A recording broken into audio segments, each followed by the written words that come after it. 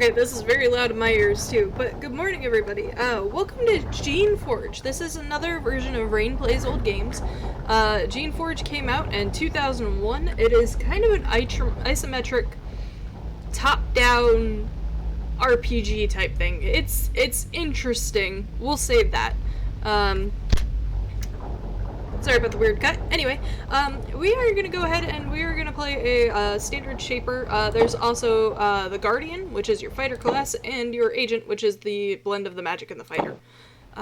We are going to go ahead and, let's see, we will up. Let's see, we have 15 points. Let's go ahead and up Endurance for a little bit of extra health. Intelligence for a little bit of extra magic. Mechanics, because that's how we pick locks and stuff. And then let's do an extra point into battle magic. And for right now, that'll be fine. And I've got to read a lot, so excuse my voice. The Shapers are the oldest, most respected, most secretive, and most powerful of the magical sects. The Shapers have the power to magically create life. The Shapers can make new life forms from nothing but raw materials and pure magic. They can mold this life to serve their purpose, be it light housework or major warfare. The Shapers guard the secrets of their powers very closely. To learn their techniques without permission is to court a speedy death at the hands of a guardian in the day or an agent by the night. After years of work, study, and testing, you have finally been accepted into the Shapers. You will spend your life advancing their will and delving into their secrets and powers. However, none of those secrets have been shared with you yet. First, you must complete your apprenticeship. You must spend 5 years out on a Shaper colony on a remote island, watching their work and aiding their research. After a brief welcoming ceremony and the last night's celebration, you don your traditional garments and board your craft to the remote islands. The journey is 2 weeks long. You travel on a living craft, especially modified drake, which will carry you through rough seas to your destination. After about a week's journey, you pass close to a small chain of islands. You consult your chart and find that one of them is named Sucia Island. It is marked on your chart as barred.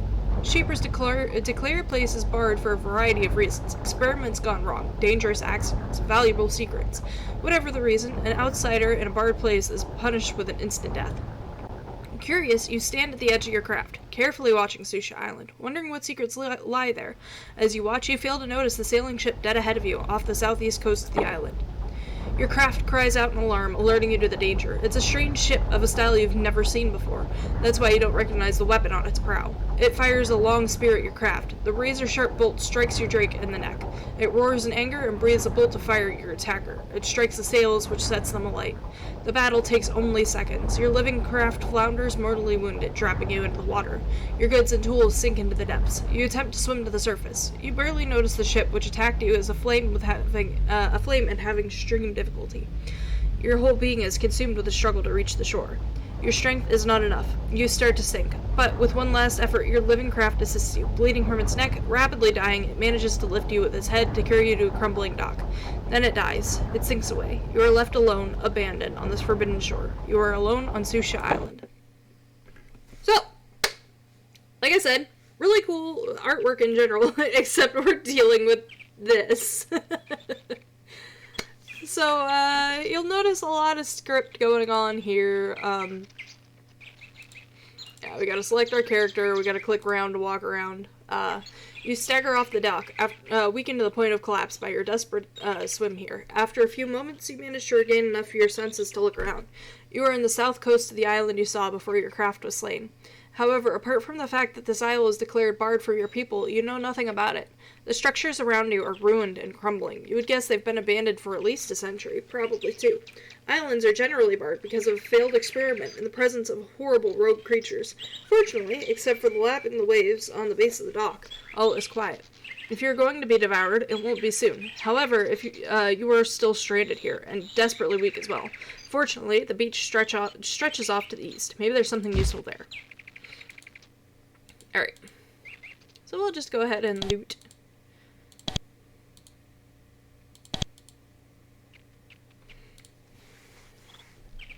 And you'll notice we have slots in our inventory. But if we come in here, we do have a weight limit more than a slot limit. There's a tunnel to the north built into the side of the hill. Your guess is that this was a storeroom or warehouse. Usually one is placed near the docks of a settlement. After all these years, most of the goods inside are probably useless. You might be able to scavenge something useful, though. Alright. There is indeed something useful here.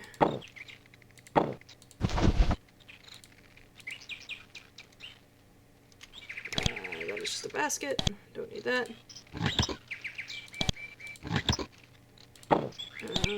That's a missile weapon, which isn't great, but it's something.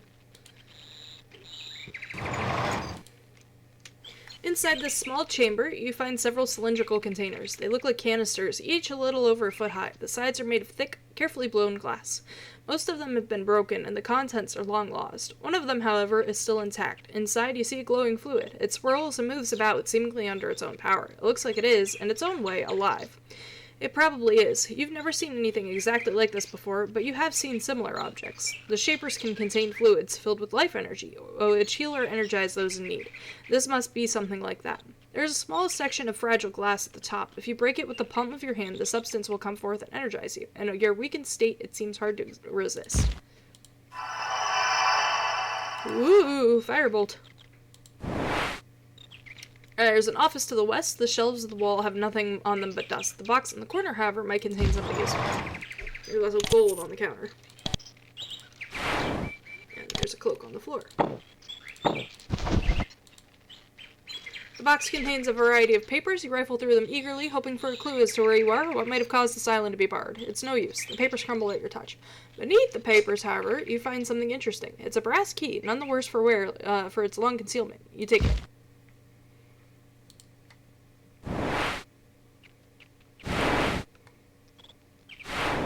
Let's keep going, let's keep going. Alright, let's save real quick because we have combat coming up. Ignore the YouTube run because it's not,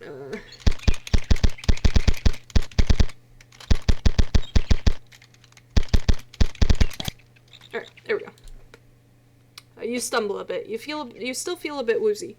It's not caused by hunger, though, but by the effects of the strange substance in that canister. The stuff didn't heal or revive you like you expected. It changed you. It's like it soaked into your skin and rewrote some of your very being. You take a moment to experiment. You extend your fingers and focus. Tiny trails of flame come out of them. You can work magic. You weren't able to before. Your training would not have reached that point for years. It's exhilarating and, at the same time, terrifying. This is completely unknown magic, alien to you. Seems like it was made by your people, but you have no idea they could do something so wonderful. You feel deep within yourself an eagerness to find more of the canisters and see what they do.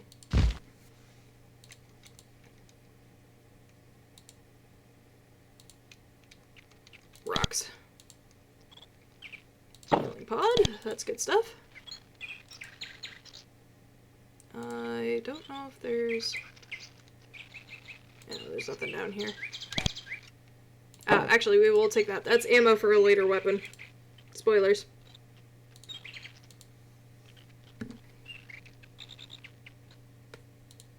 Okay, let's peek in here. We have a sword. Or a dagger, sorry.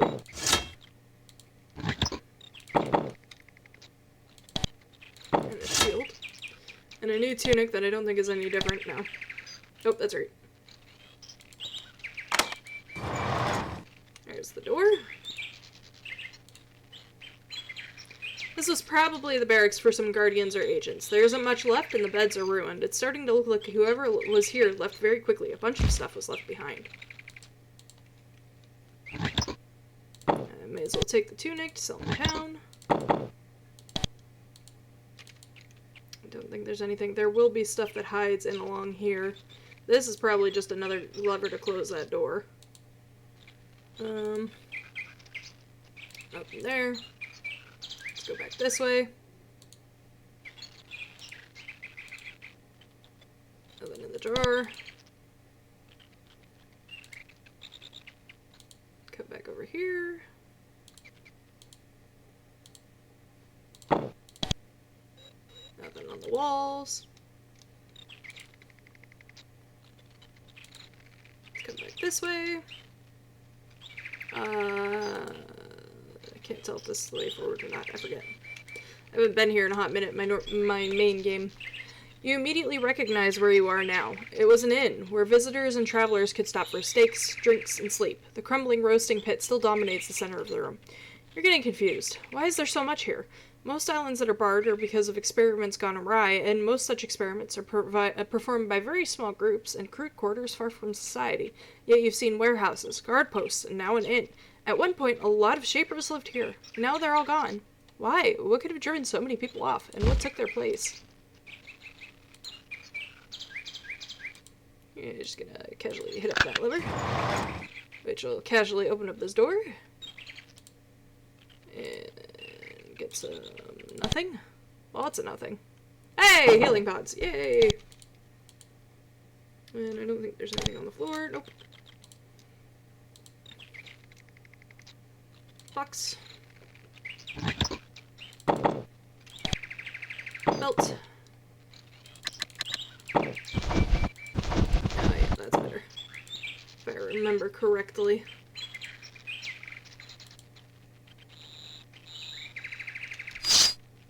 Oops, that was the wrong button.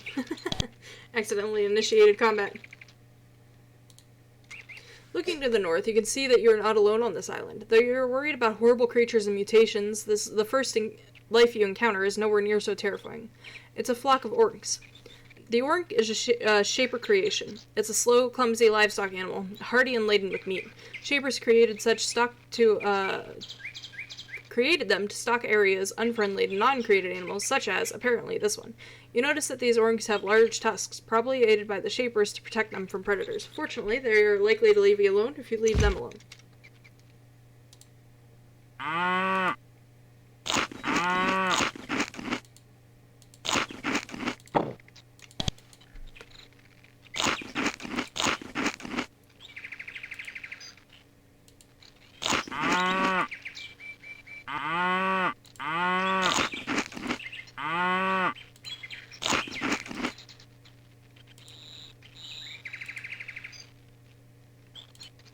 There's another room here.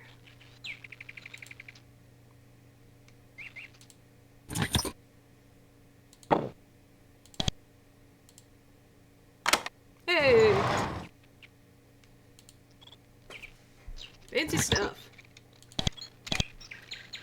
Some ammo, and these are ice crystals, which are instant spell attacks. Good stuff. Rare stuff. Helpful stuff.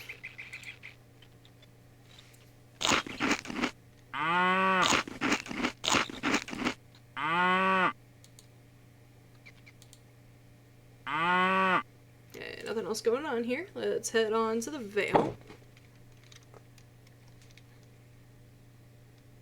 Yep. Okay. Still good on time. Let's make sure we fill out our map, because otherwise it's going to drive me nuts.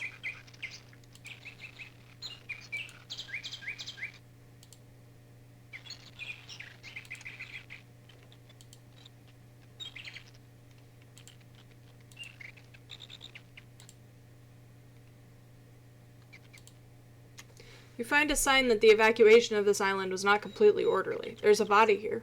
It's barely more than a skeleton. It's been here for a long time. Based on the garments, you think it was a Shaper.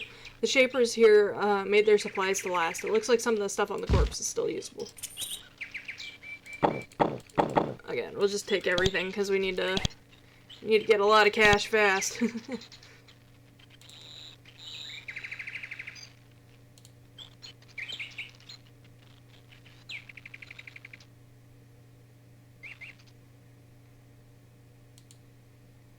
And I'm pretty sure... Well, we'll go into the building. Yeah. You immediately recognize this large building for what it is. It was a shaping hall. You knew that there must be one of them on this island somewhere. Here, Shapers on this island did their work, using magic and the force of will to make creations, both established and experimental designs. If there was a cataclysm, though, it didn't take place here. This building is undamaged. To the side, you can see the energizing pools. Holes in the ceiling allow light to shine on them. Remarkably, despite their years of neglect, they've survived. The goo inside is a pool of semi-living, plant-like form, capable of drawing energy from the air and the sun. If you stand near a pool, you will be able to replenish your health or essence depending on which pool you use. The corners of the hall, you can see 2 glowing glass canisters. They wait there, ready to give you power. So if we step close enough, it gives you a little bit of a... and it heals you, or does whatever. Alright, we got canisters. Create Fioria. And heal. Both very useful. I think these are just instruction rules, yeah. Instruction rules? Instruction books.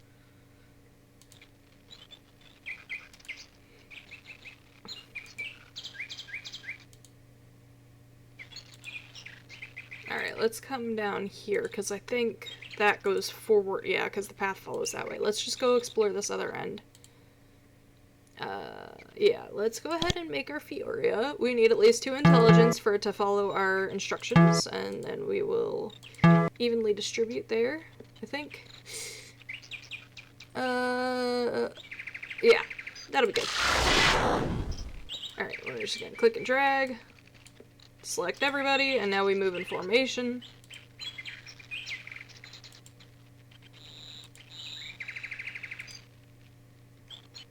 Oh yeah, I should probably save. I'm glad there's a reminder. Yes, please. There is a Fioria standing in the path ahead. It is a very familiar sort of creation. Shapers have made them for centuries to serve as bodyguards, watchdogs, and even pets. You've created hundreds of them, or you've been around hundreds of them. This one, however, is different from any other Fiora you've seen. It doesn't have the usual expression of servility and obedience. It doesn't look at you as a master, but as food. You've heard tales of creations which have turned on their creators and gone rogue, but it almost never actually happens. If it ever did, the rogue creation would be instantly destroyed. This Fiora has definitely shed any shaper control. It bares its teeth to you, seemingly daring you to step forward. And what we're going to do is we're going to click on our fireball spell, so that's our default. Alright, and now we'll end combat. Oh, I guess the path was the dead end. Oh, there's another one. Oops. There we go. Step up here. There's nothing in here. Step over in here. There's one. There we go. We'll take what I can. And before you ask, yes, I have to, this is an old game, I have to click the button. I've tried this rule before, it does not want to work. Oh wait, pots. Pots. Good, good, good. Okay, let's scoot around the back here, just to explore the back. Oh, oh, oh.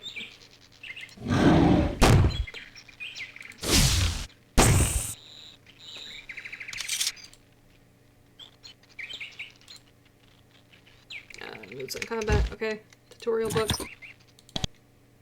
And there's nothing hiding in the wall.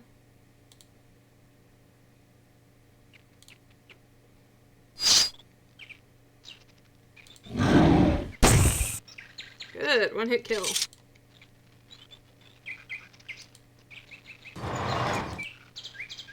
This was a storage warehouse. Well, it still is, but now instead of housing useful supplies, it holds moldering trash. The sacks of meal in the corner, for example, have not been treated very well by their years here. On the counter to the west, however, you see something which looks very useful. There are several thorn batons, one of which looks like it's still alive.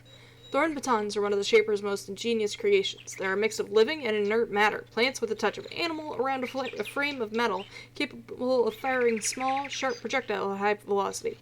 When unused, they go into hibernation and can live for a long time. Most of the batons abandoned in this room have died, but one seems to have managed to survive.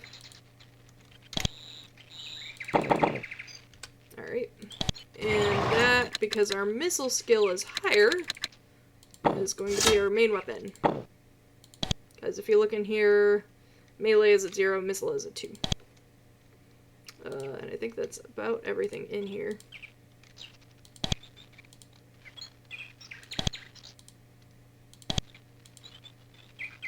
Yeah, because these bags don't have anything in them. There we go. Let me out. Let me out. Let me out. I don't think there's anything back here. Nope.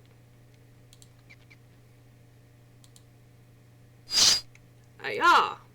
Out of range, okay. Ayah! Oh, there's another one.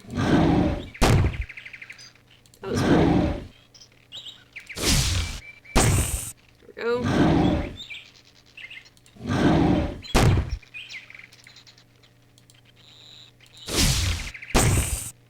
Okay.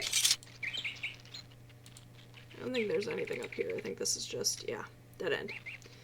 Alright, down this way.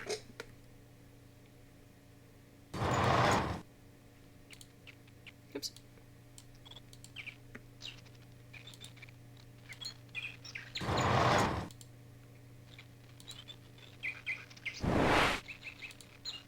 Let's fill in the map for this building real quick before we go talk to the thing.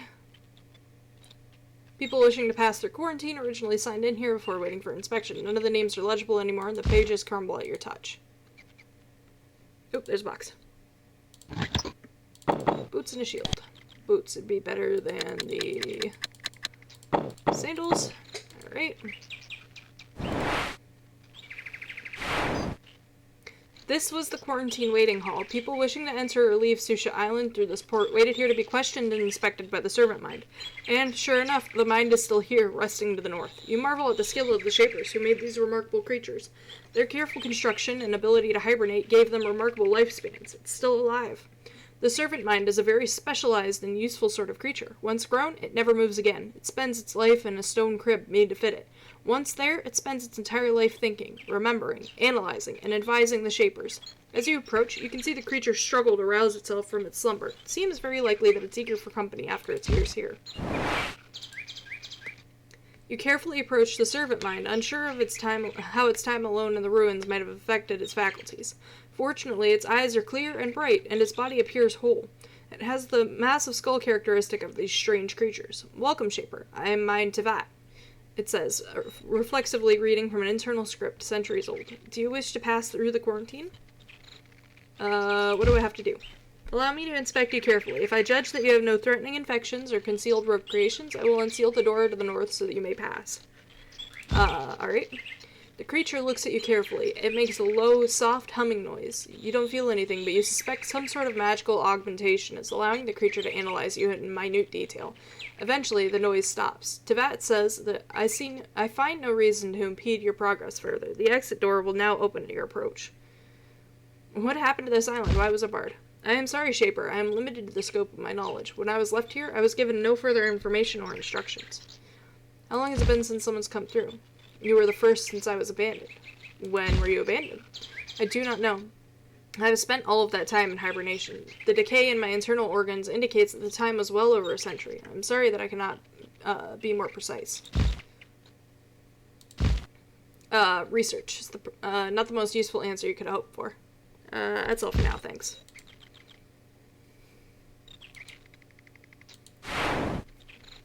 Let me out!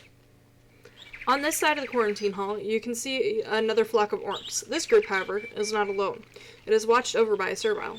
Serviles are one of the greatest Shaper creations. They are the most common and valued servants of your people. Intelligent, hardy, obedient, and featuring hands with opposable thumbs. They are also easily controlled. If there are serviles here, this island must be nowhere near as savage and uncontrolled as you had feared. Serviles are weak and easily cowed creatures. If there were any real threat here, they would have been quickly wiped out. Your emergence from this hall clearly is the last thing the servile expected. He looks terrified at first, then curious. He leaves his flock behind in order to come to speak with you. He probably wants fresh orders.